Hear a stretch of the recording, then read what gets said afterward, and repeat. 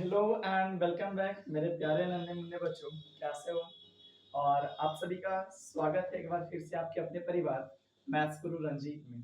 तो आज से हम लोग स्टार्ट करने वाले हैं केमिस्ट्री की फोर्थ चैप्टर, ठीक है ना। चौथा चैप्टर आज हम लोग स्टार्ट करने वाले हैं। जैसा कि हम लोग पिछले क्लास में हमने तीसरे चैप्टर्स को धातु और अधातु को अच्छे से हमने कंप्लीट किया था। उम्मीद होगा कि आपने सारे क्वेश्चन आंसर्स को भी किए होंगे और उसमें किसी भी प्रकार का आपको डाउट या दिक्कत प्रॉब्लम नहीं होगा। अगर दिक्कत या प्रॉब्लम होगा तो आप हमारे साथ एसएमएस के द्वारा व्हाट्सएप ग्रुप के सहारे आप हमसे पूछ सकते हैं। क्लियर है ना? तो चलिए आज हम लोग स्टार्ट करेंगे चौथा चैप्टर और उस चौथे चैप्टर का नाम है मेरा कार्बन और उससे संबंधित यौगिक, ठीक है ना। कार्बन और उससे संबंधित यौगिक, ठीक है। अब समझना कि कार्बन और उससे संबंधित यौगिक जो मेरा चौथा चैप्टर आता है जिसको हम कहते हैं इंग्लिश में कार्बन एंड इट्स कंपाउंड के नाम से जानते हैं, ठीक है ना। कि सवाल ये होता है कि आखिर जब हम लोग जो स्टार्ट कर रहे हैं चौथा चैप्टर, ठीक है ना। यानी कि सारा वीडियो आ रही है, ऊपर वाला हिंदी कट गया ना, तो कोई बात नहीं, हिंदी आप लोग लिख लीजिएगा कार्बन और उससे संबंधित यौगिक, ठीक है ना। तो हमारा जो इंग्लिश आता है हम इसको इंग्लिश में कहते हैं कार्बन एंड इट्स कंपाउंड, ठीक है। अब ध्यान से मेरी बातों को समझना बाबू। हम जो आज स्टार्ट कर रहे हैं चौथा चैप्टर, मेरा फोर्थ चैप्टर स्टार्ट हो रहा है केमिस्ट्री का, और उस चैप्टर का नाम है कार्बन और उससे संबंधित यौगिक।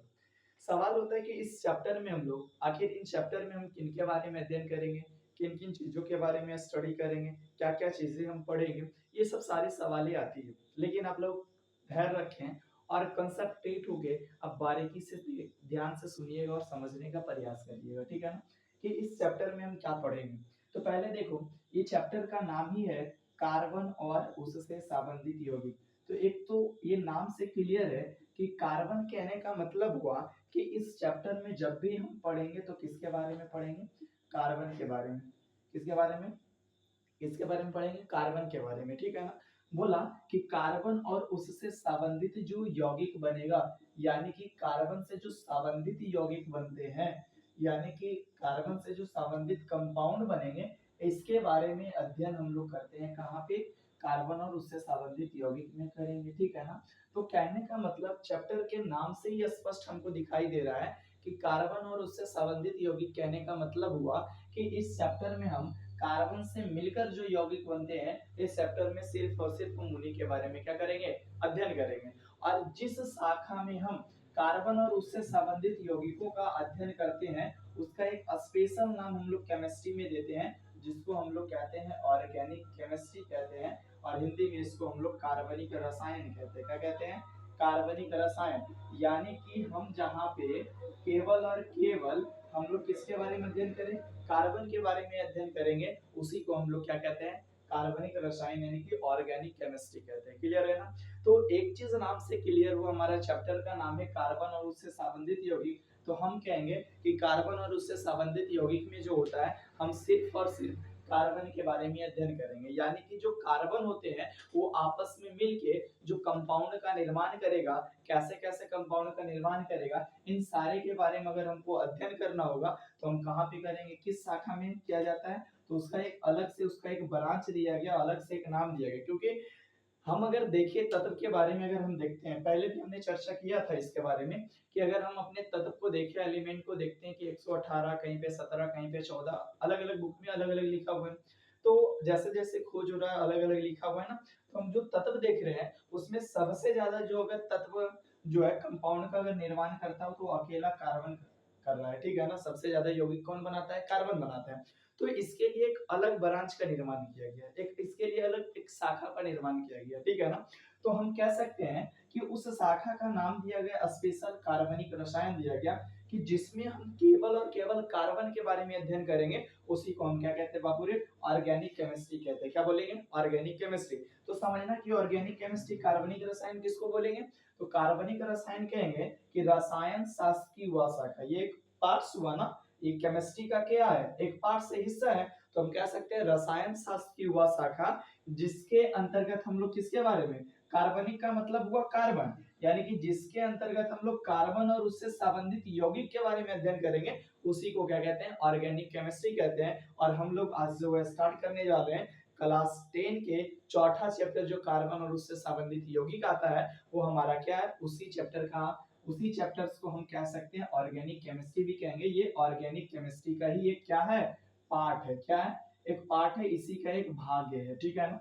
तो समझ में आ गया कि ऑर्गेनिक केमिस्ट्री किसको कहेंगे बाबू रे, कि जिसमें कार्बन और उससे संबंधित यौगिकों का अध्ययन करते हैं उसे क्या कहते हैं, ऑर्गेनिक केमिस्ट्री कहते हैं। समझ में आया। अब देखो यहाँ से ध्यान से बारीकियों को समझना, चैप्टर हम लोग स्टार्ट करेंगे कि ऑर्गेनिक केमिस्ट्री के बारे में हमने जान लिया, इसी को कार्बनिक रसायन कहते हैं। और इनके जनक के बारे में भी हम जानेंगे कि इसके जनक जो होते हैं फ्रेडरिक बॉलर कहा जाता है, क्यों कहा जाता है, क्यों माना जाता है, इन सब अवधारणा के बारे में जानेंगे। ठीक है, पहले आपने इतना अच्छे से समझ लिया होगा, मिटाने वाले लेकर ये क्लास से तो इतना आपने समझ लिया होगा। अब यहाँ पे ध्यान से सुनिएगा, हम जो अब चर्चा यहाँ से करेंगे बाबू 1828 से पहले की अब हम लोग यहाँ से चर्चा करेंगे कि 1828 से पूर्व की हम लोग चर्चा करेंगे। पूर्व का मतलब हुआ पहले, यानी कि 1828 से पहले की अब हम लोग चर्चा करेंगे कि 1828 से पहले लोगों की क्या ऐसी मान्यता था, क्या अवधारणा था, इन सारी चीजों के बारे में जानेंगे। ठीक है ना। तो देखो 1828 से पहले लोगों की ऐसी मान्यता था कि जो हमारे कार्बनिक यौगिक है, ठीक है ना, यानी कि ऑर्गेनिक कंपाउंड है, यानी कि जो भी मेरे कार्बनिक यौगिक है उन सभी कार्बनिक यौगिकों का जो निर्माण होता है वो कैसे होता है, तो सरजीवों से होता है। ठीक है ना, यानी कि कहना था लोगों की 1828 से पहले लोगों की, पहले देखो हम कार्बन को स्टार्ट कर रहे हैं ना, चैप्टर का नाम ये, तो पहले इसकी कुछ घटना के बारे में हम लोग जान लेंगे कि कैसे कैसे इसकी घटना घटी, क्या कहानी हुआ। तो हम देख रहे हैं 1828 से पहले, 1828 से पूर्व कहने का मतलब 1828 से पहले की लोगों की ऐसी मान्यता था कि हमारे पास जितने भी कार्बनिक पदार्थ है, यानी कि जितने भी मेरे पास कार्बनिक यौगिक हैं, उस कार्बनिक यौगिकों का जो निर्माण होता है, कार्बनिक यौगिकों का जो निर्माण होता है वो कैसे होता है, कार्बनिक यौगिकों का जो निर्माण होता है वो सरजीव स्रोत से होता है। कहां से प्राप्त किया जा सकता है, सरजीव स्रोत से प्राप्त किया जा सकता है। ठीक है ना, समझना ध्यान से। यानी कि 1828 से पहले लोगों की ऐसी मान्यता था या ऐसी अवधारणा था कि जो कार्बनिक यौगिक होते हैं बाबू रे, वो केवल और केवल कहां से प्राप्त किए जा सकते हैं, केवल और केवल हम सजीव स्रोत से ही प्राप्त किया जा सकता है, और उसके अलावे हम निर्जीव से कार्बनिक यौगिक को प्राप्त नहीं कर सकते। फिर उसके बाद स्टेटमेंट और क्या दिया गया कि अकार्बनिक यौगिक जो होते हैं उसका जो निर्माण होता है केवल और केवल क्या होता है, एक अदृश्य जीवन शक्ति के द्वारा होता है। कैसे, देखो अकार्बनिक यौगिक का निर्माण हम लोग देखेंगे तो किसके बारे में, अकार्बनिक यौगिक का जो निर्माण होता है वो केवल और केवल कहां से होगा, निर्जीव स्रोत से होगा। कि अकार्बनिक यौगिक का निर्माण कैसे होता है, तो निर्जीव स्रोत से होता है। कैसे होगा बाबू रे, निर्जीव स्रोत से होता है। ठीक है ना, समझ में आया। यानी कि दो स्टेटमेंट हमने देखा कि 1828 से पहले लोगों की ऐसी मान्यता था कि जो मेरा ऑर्गेनिक कंपाउंड होते हैं उसको केवल और केवल लिविंग थिंग्स से ही प्राप्त कर सकते हैं, यानी कि सजीव स्रोत से ही प्राप्त किया जा सकता है। और जो मेरा अकार्बनिक यौगिक है उसका जो अगर हम निर्माण देखें तो केवल और केवल निर्जीव स्रोत से ही प्राप्त किए जा सकते हैं। समझ में आया, इतना पहले समझ में आ गया स्टेटमेंट। देखो फिर हुआ क्या था कि 1815 ईस्वी में बर्जेलियस साहब ने आए, कौन किन्होंने आया था, बर्जेलियस ने आया था। ठीक है, अब 1815 में बर्जेलियस साहब ने आए तो उन्होंने इस दो स्टेटमेंट को देख के, किसी को, ये दो स्टेटमेंट को उन्होंने देखा, और इस दो स्टेटमेंट को देखने के बाद उन्होंने एक जीवन शक्ति का सिद्धांत दिया। क्या दिया था, जीवन शक्ति का सिद्धांत दिया। ठीक है ना,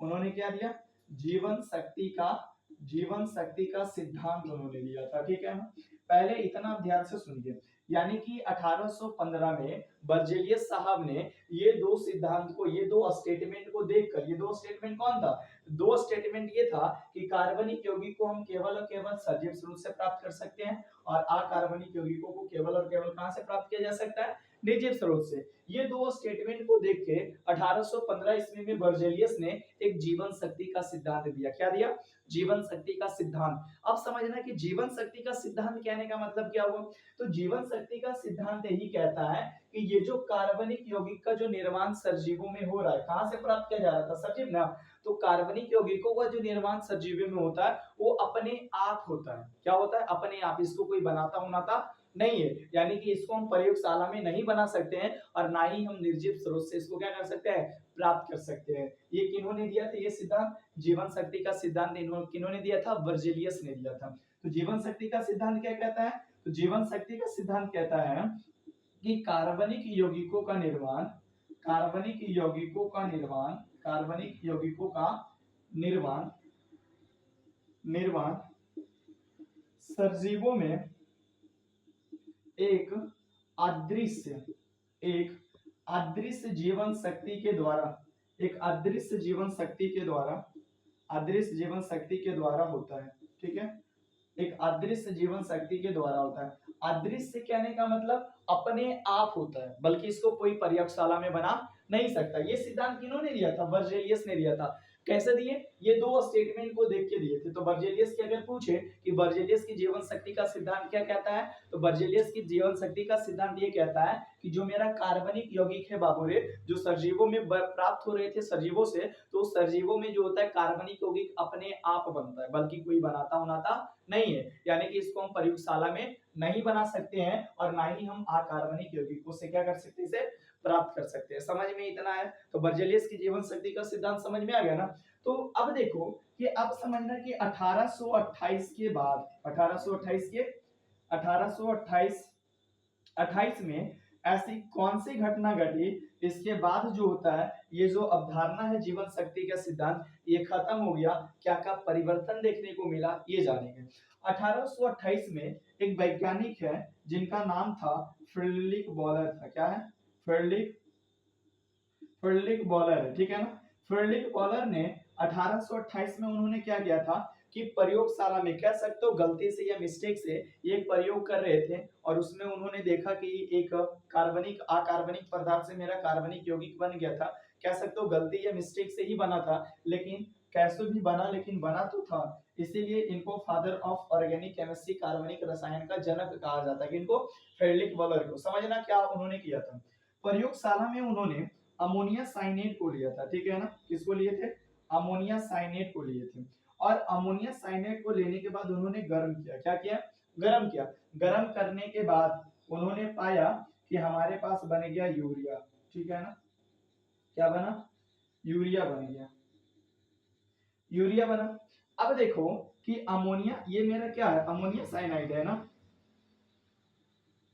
ये मेरा क्या है? अमोनिया, ये मेरा अमोनिया साइनाइड है और इसको हमने, ये गर्म का साइन है, इसको हमने गर्म किया तो मेरा प्राप्त हुआ क्या? यूरिया प्राप्त हुआ। और अमोनिया साइनाइड जो है वह एक अकार्बनिक पदार्थ है। कैसे पदार्थ है? अकार्बनिक पदार्थ है। समझ में आ रहा है? यूरिया मेरा एक कैसा है? बोलो। अमोनिया साइनाइड एक मेरा क्या है? अकार्बनिक पदार्थ है और यूरिया मेरा एक क्या है? कार्बनिक पदार्थ है। इतना तो पहले स्टेटमेंट क्लियर हो गया। ये मेरा क्या है? कार्बनिक पदार्थ है। अब ध्यान से सुनना स्टेटमेंट, ठीक है। स्टेटमेंट सुनना। 1828 में क्या ऐसी घटना हुआ, तो 1828 में फ्रेडरिक बॉलर ने क्या काम किए? अमोनिया साइनाइड को गर्म किया। किसको गर्म किए? अमोनिया साइनाइड को गर्म किए और गर्म करने के बाद क्या हुआ? मेरा रिजल्ट क्या प्राप्त हुआ? यूरिया प्राप्त हुआ। समझ में आ रहा है कि इन्होंने क्या किया? अमोनिया साइनाइड को गर्म किया और हमारा रिजल्ट क्या प्राप्त हुआ? यूरिया प्राप्त हुआ। और अमोनिया साइनाइड जो है वह एक अकार्बनिक यौगिक है। ठीक है ना, कैसे यौगिक है? अकार्बनिक पदार्थ है ना। और मेरा अमोनिया साइनाइड को जब गर्म किए तो ये बन गया यूरिया। और यूरिया मेरा एक कैसा पदार्थ था?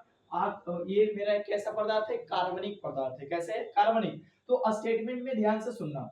स्टेटमेंट में बोला क्या गया था बर्जेलियस साहब के द्वारा कि जो कार्बनिक यौगिक होते हैं वो सजीवों में अपने आप बनते हैं, प्रयोगशाला में हम नहीं बना सकते। तो इसको देखो, ये मेरा अकार्बनिक यौगिक था ना, तो अकार्बनिक यौगिक से हमने क्या बना दिया? कार्बनिक यौगिक बनाया ना। तो जब अकार्बनिक यौगिक से हमने कार्बनिक यौगिक का निर्माण किए तो हम कह सकते हैं कि जो बर्जेलियस की जो जीवन शक्ति का सिद्धांत था वो मेरा क्या हो जाएगा? खत्म हो जाएगा। और इस आधार पे इनको कहा गया फादर ऑफ ऑर्गेनिक केमिस्ट्री। क्या कहा गया?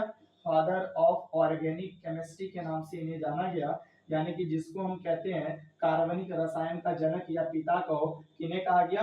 फ्रेडरिक बॉलर को कहा गया। समझ में आया? और आपसे यही सवाल करेगा कि जीवन शक्ति का सिद्धांत का अंत कैसे हुआ था, तो जीवन शक्ति का सिद्धांत कैसे खत्म हुआ पता चला ना। उसके बाद फिर कोल्बे आया।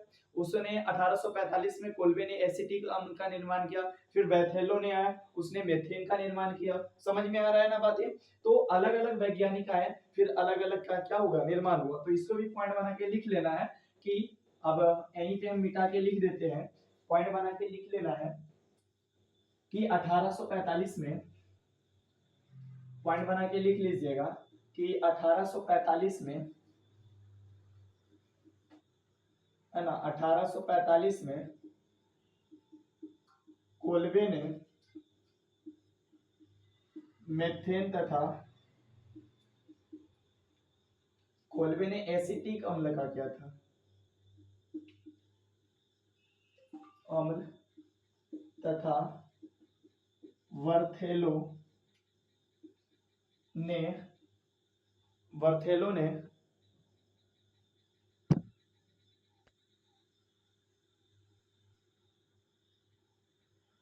वर्थेलो ने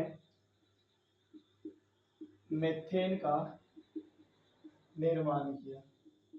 उसके बाद जो है बहुत सारे वैज्ञानिक आते गए और बहुत सारे ऑर्गेनिक कंपाउंड का खोज होते चला गया। उसके बाद से मेरा क्या हुआ, बर्जेलियस की जीवन शक्ति का सिद्धांत का अंत हो गया, खत्म हो गया। तो समझ में आया ना कि बर्जेलियस की जीवन शक्ति का सिद्धांत कैसे खत्म हुआ।